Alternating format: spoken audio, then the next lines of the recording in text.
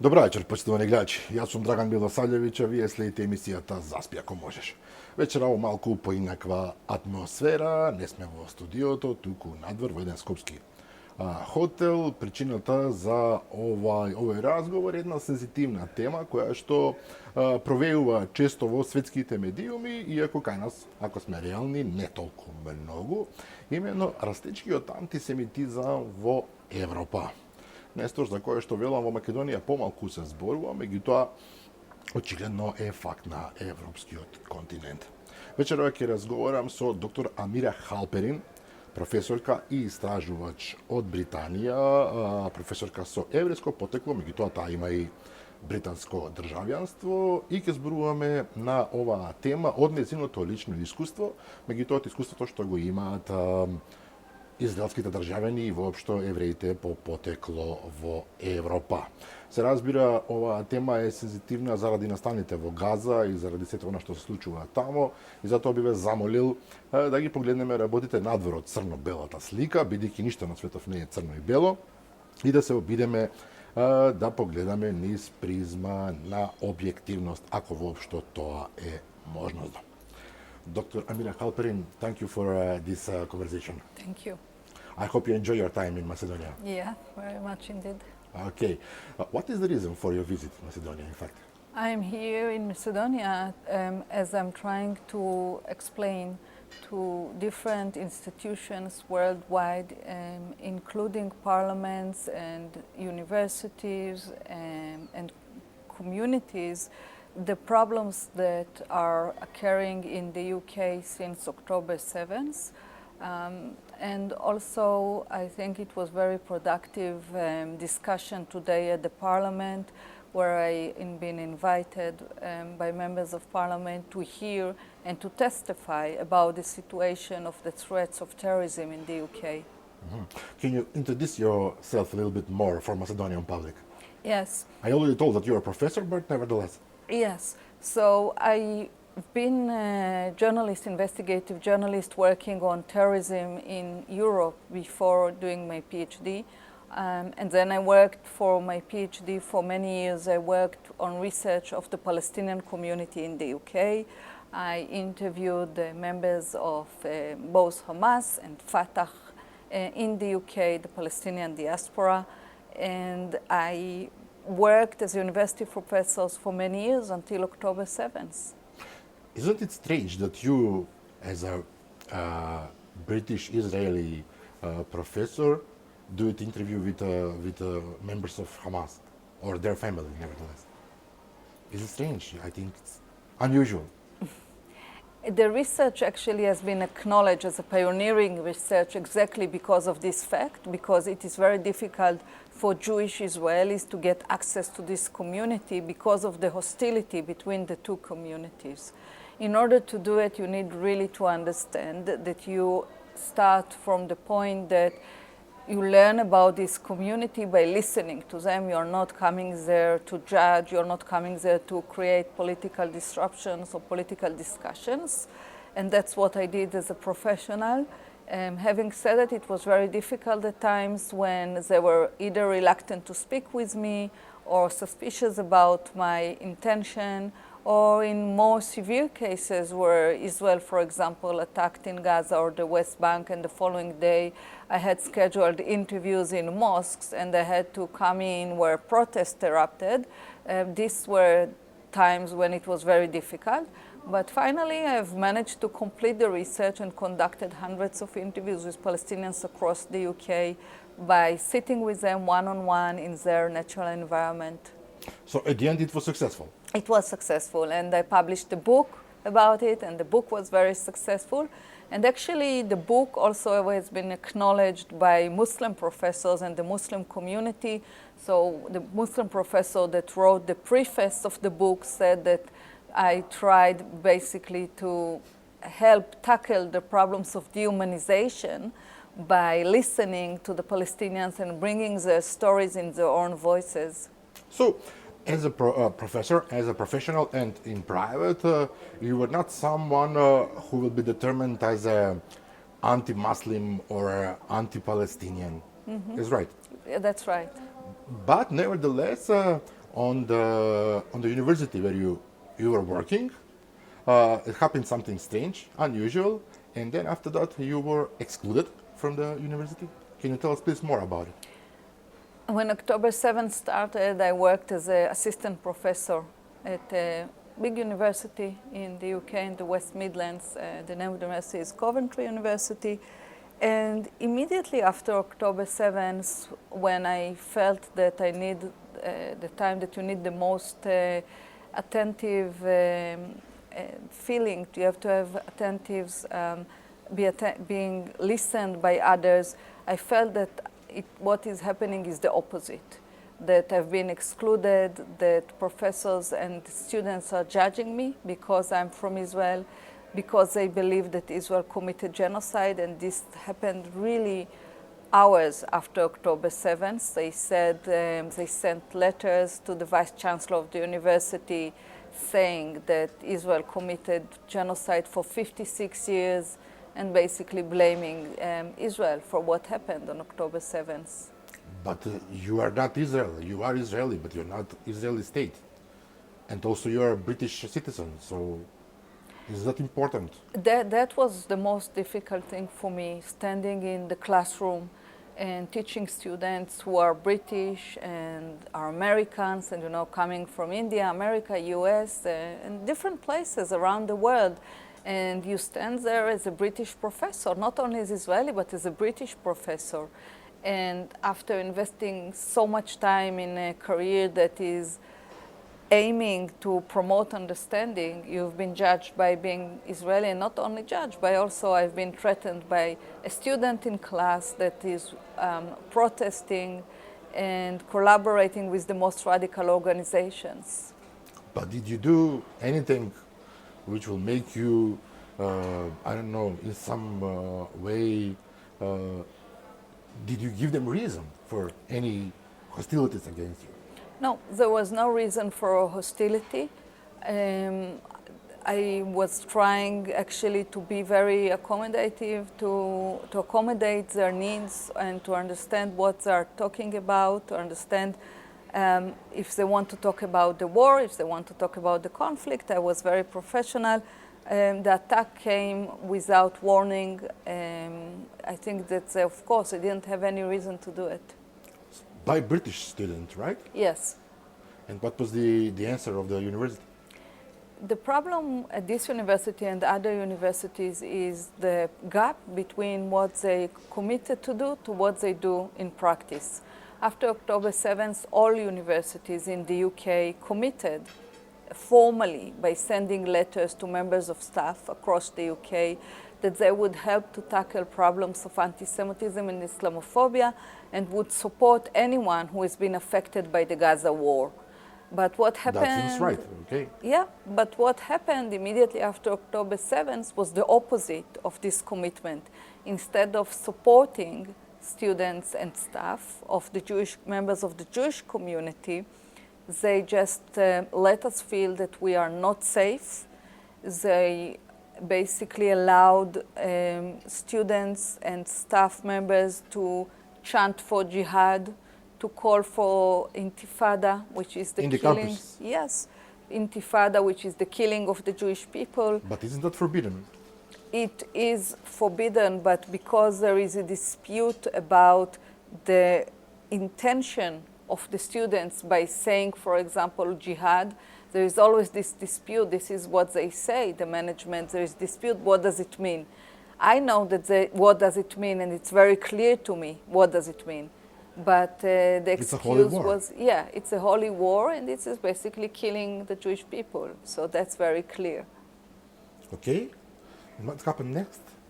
So the universities are committed to operate according to counterterrorism policies, because between 2014 to 2019, there were cases of really terrorists at universities.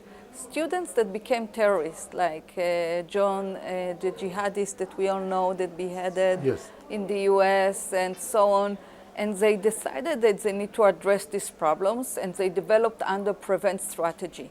And according to this under prevent, students that are radicalized or are glorifying terrorism need to be arrested, need to be investigated first, and if needed, be arrested.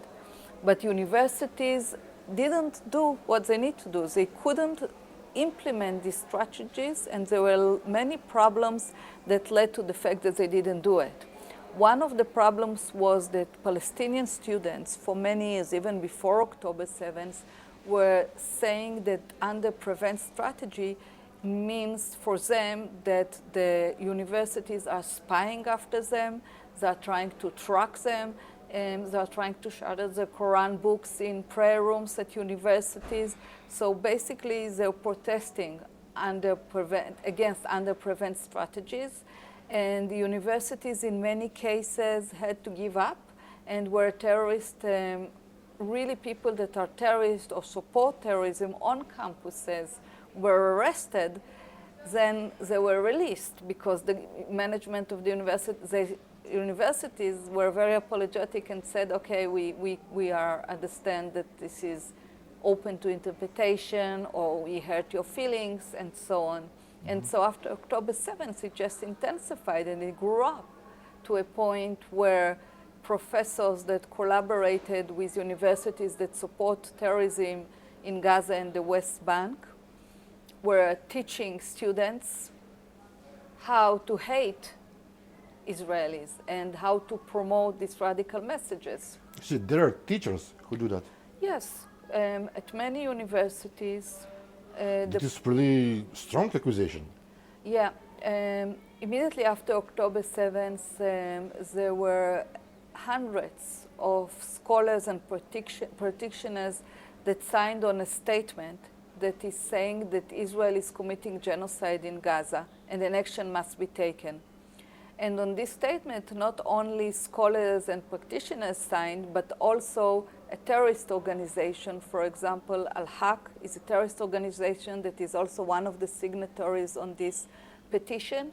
So you see how universities are really institutionally collaborating with terrorism, with terrorist groups, with Birzeit University that also, for example, in the US was very well known that there was an activity of terrorism at the university, and in the US they stopped it. In Europe they didn't stop, and there are still many collaborations between Birzeit University and European institutions.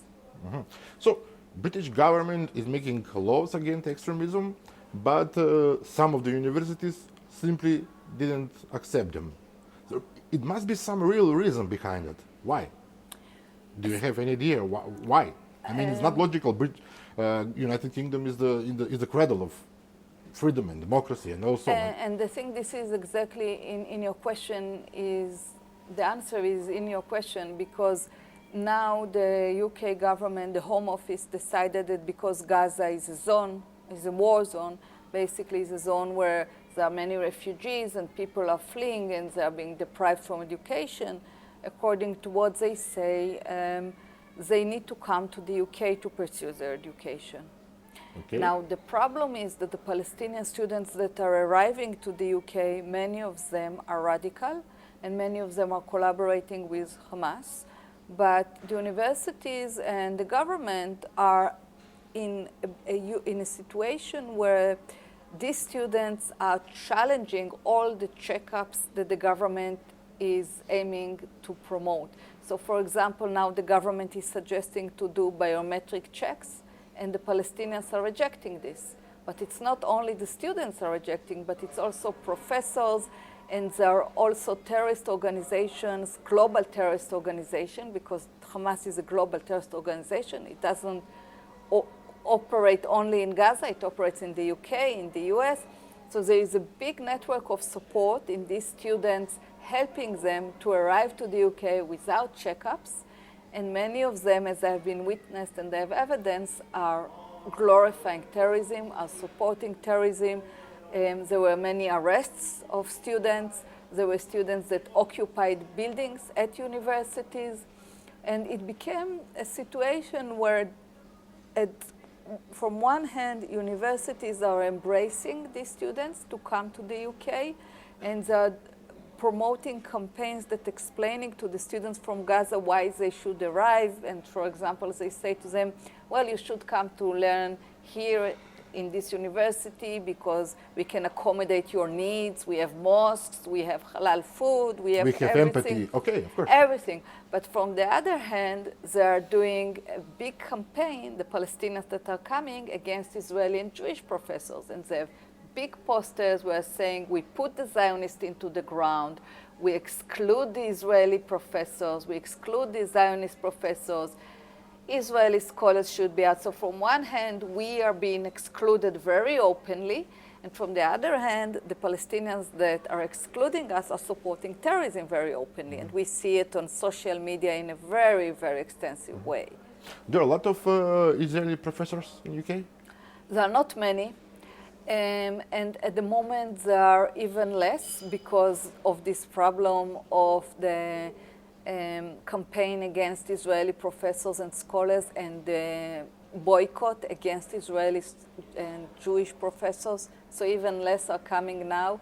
So you're saying if you're a Jewish professor in some of the universities, it will be probably a situation when the students will not want to hear you.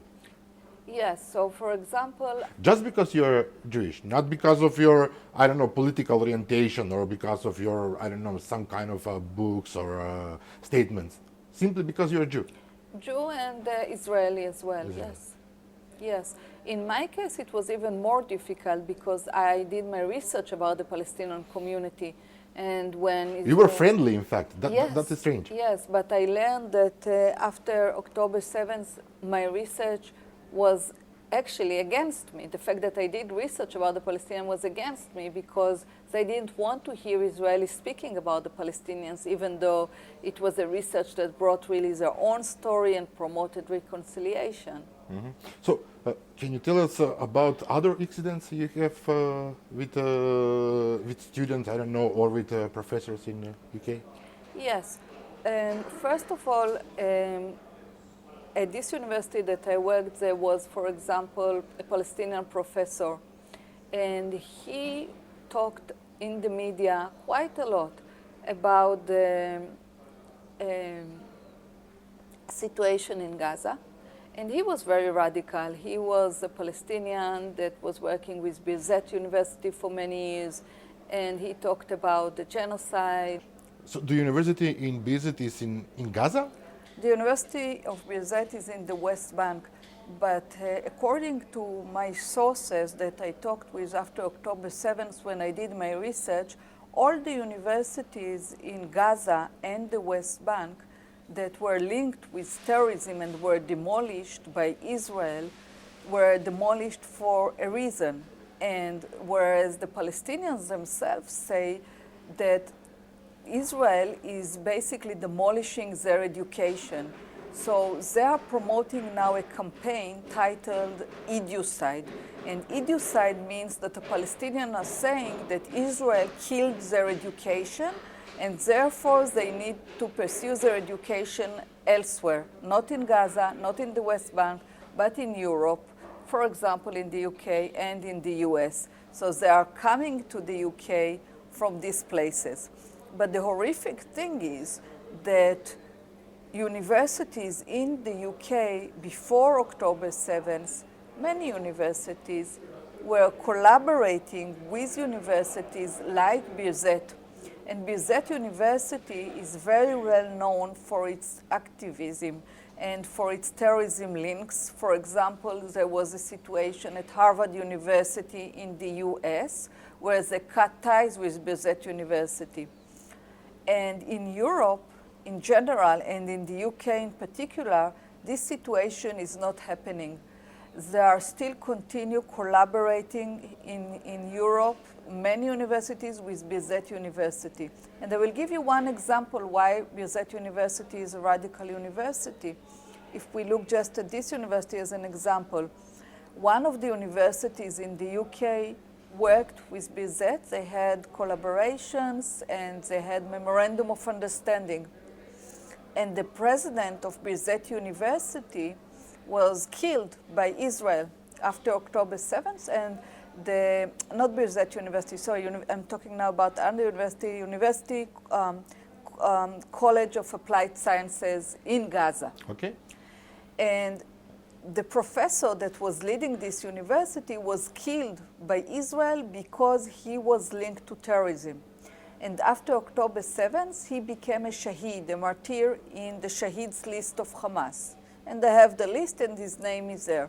So what you learned from this is that a terrorist was actually collaborating with a university, a big university in the UK for many years.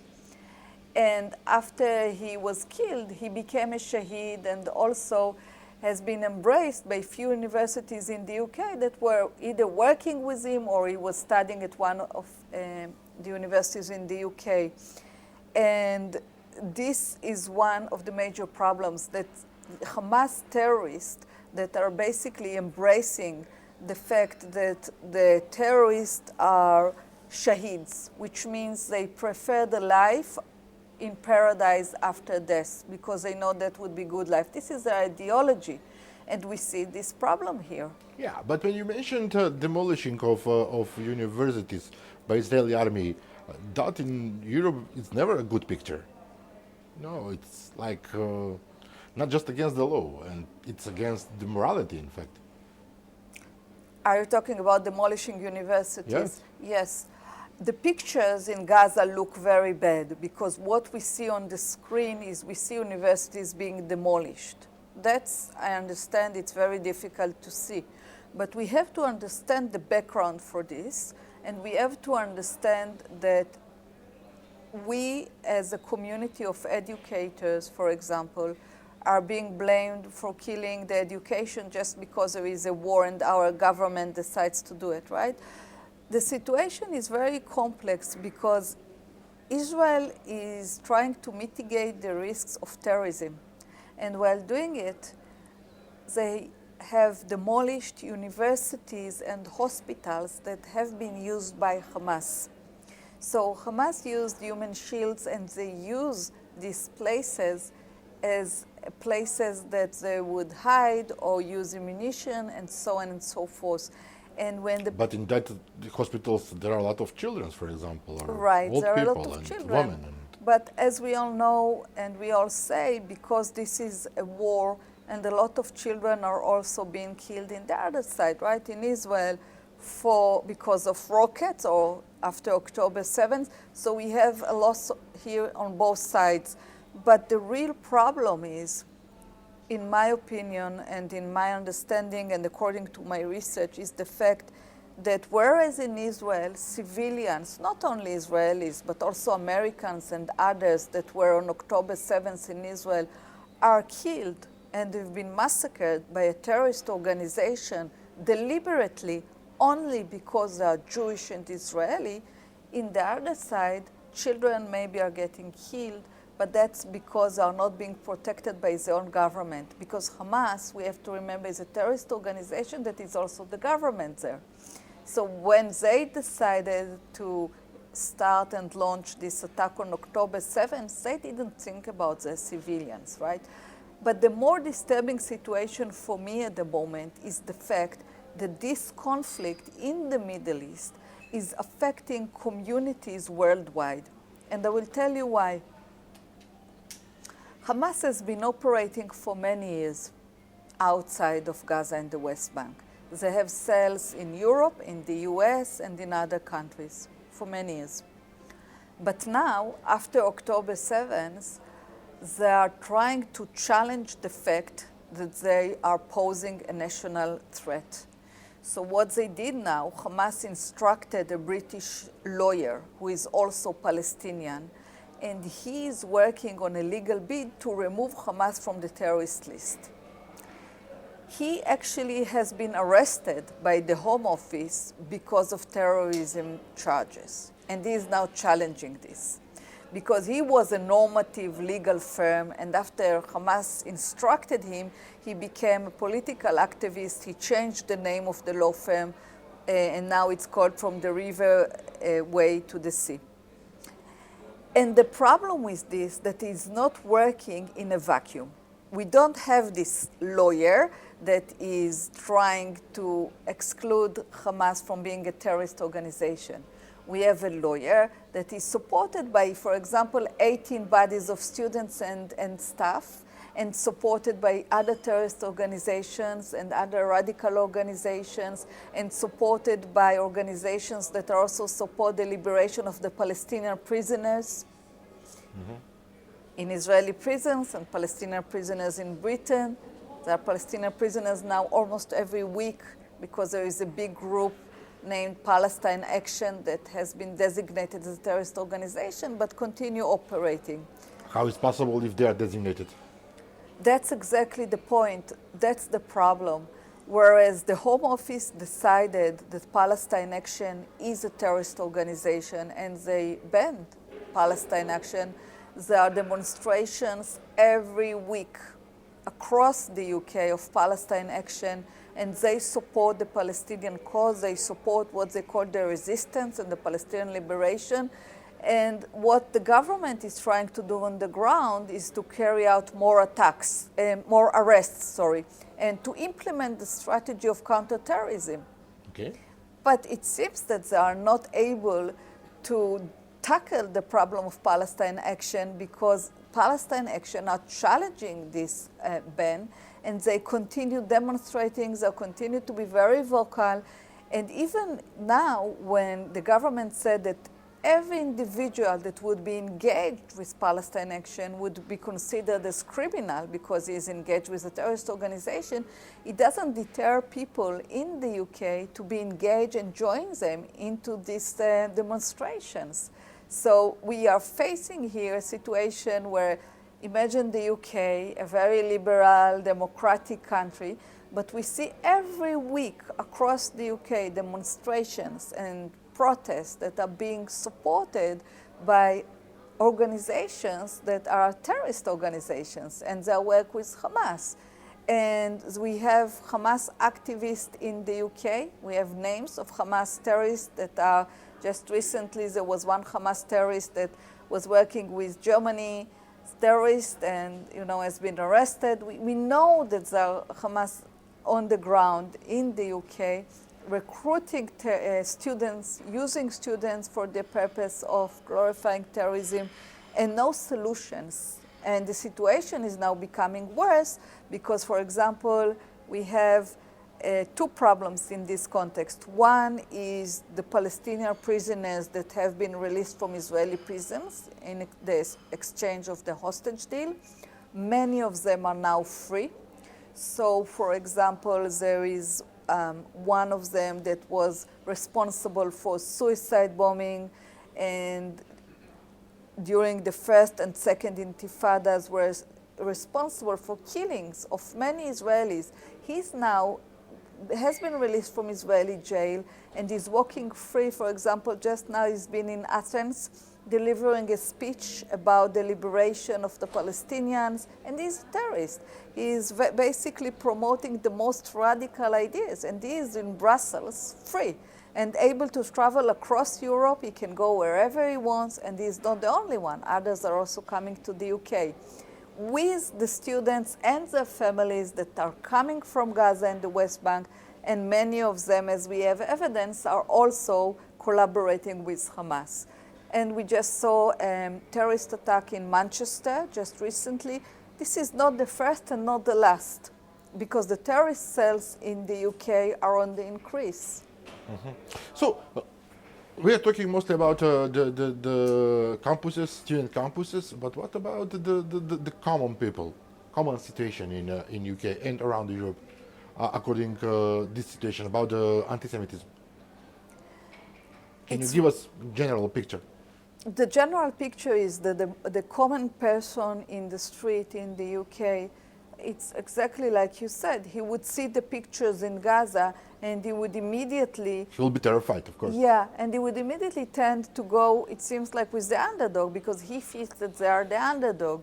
They wouldn't see, the pictures of the Israelis that were massacred on October 7th much. Well, Israeli government didn't allow it, or? Right, in September. Maybe it was mistake. I don't know. Yeah, I will tell you what. In September, I testified in the Israeli parliament, and I testified about terrorism threats in the UK. And the discussions there in the parliament in Israel was about exactly this, whether the Israeli government should allow more people to be exposed to these films of the massacre or not. And you know, there are many ethical questions in here also relating to the families of the victims, and also questions of, you know, 2 years after, whether we should still use it, right? It might be, seems a little bit not in place now to show these films because time has passed. But obviously, I think that there is a need to understand that a massacre happened, and we have to have these testimonies and films, and people need to understand. So, Dr. Halperin, you're a professor, you're a researcher. Do you have any solution for all what's happening? Any ideas how we should deal with all this what's happening in Europe? We have to have immediate solutions which are not in place at the moment. First and foremost, we have to feel that Jewish communities and the society as a whole are protected and safe. Like and everybody else, of course. Every community should be protected. And at the moment it's not happening, because if you ask a member of the Jewish community, for example, do you feel safe walking in the UK, right? Around the streets in the UK, maybe he would say yes, maybe he would say no. But the problem, maybe he would say yes, I feel safe to go in this town, I don't feel safe to go in the other town. But the problem is even more difficult, because it's not a question whether I feel safe to go in the street. It's the question how we tackle institutional anti-Semitism, how we tackle the fact that we are not safe, not only on campuses, but also in other working places. We know that there was a case of the security companies of Israel in the UK that have been targeted and have been attacked and have been destroyed by campaigners. People don't feel safe in their private spaces. People don't feel safe in their synagogues, the most secure place, the place that you need to feel the most secure. So I think that it should be very clear that there should be enforcement, because at the moment, I will give you one example. At the moment, we see, for example, just recently, there was a match between Israeli football team to a UK football team. And the UK government decided that it's a risk to allow Israelis to arrive to the UK, the fans of the... Because they can be attacked. Yeah. So you see here the problem, because instead of mitigating the risk of the extremists and to say, okay, we know that there is a problem, we know that the terrorists will take action against the Israelis that will come, so we will try to do raids, we will try to prevent this from happening. What they're doing is they're discriminating and excluding again the Israelis, say, you don't come to the UK, you will not come, and everything would be okay. But you understand that this is not the solution. Because, okay, they didn't arrive to the UK, but what about the Jewish and the Israelis that live in the UK? Does it help? Does it prevent the fact that you know that if you work in a university like me and the student is threatening on you, and he's very radical, and he can do whatever he wants, then no one can protect me, you know, because I'm there. So no one can really protect me. So the solutions should be in, first of all, there should be a clear distinction between who should come to the UK and who should not come to the UK. Clear distinction between who are the real Palestinians that are coming to the UK to work and live, and who are the Palestinians that are using this route and they are terrorists. Because many academics are using the academic research and the academic teaching as a guise to basically terrorism activities. And this is where the government and the university management should not take these students. It should revoke visas for these students, should not accept these students. Second is when there are demonstrations calling to put Zionists in the ground, when there are students that are calling for jihad, all of this glorification of terrorism and all of these behaviors are dangerous. And they should be very clear about the fact that this is a dangerous situation. And in the moment, the managements of universities are very cautious. They're afraid, to create a problem to the Palestinians that are basically demanding their own civil rights and freedom of speech. But they should be very clear about it, that when a student is calling for jihad, it's not a freedom of speech, it's a call for murder. Second thing, they should respect the freedom of speech of the other side. So for example, if I want to talk about my own research, this is my freedom of speech as a university professor, and they shouldn't take it from me, because this is violation of my freedom of speech. They should, all universities committed immediately after October 7th to help all people that were affected from the Gaza war, whether they were Jewish or Muslims, to help them address problems of anti-Semitism and Islamophobia. This never happened because the universities committed to do something that they never did. They never helped me to feel safe on campus. Okay. Dr. Almira Halperin, thank you very much for this conversation. Thank you very much to you. Да, почитувани гледачи, тоа беше разговорот со доктор Амира Халперин. Верувам дека ве натеравме да размислувате малку. Антисемитизмот е појава која што постои објективно во Европа. Верувам дека кај нас, конкретно во Македонија, тоа не е случај. Се разбира она што се случува во Газа е посебна приказна, за која што, впрочем, секој од нас веќе има изградено свое мислење. Помикувам да размислувате со отворен ум и сами да носите заклучоци. Тоа беше се за вечерва. Пријатно.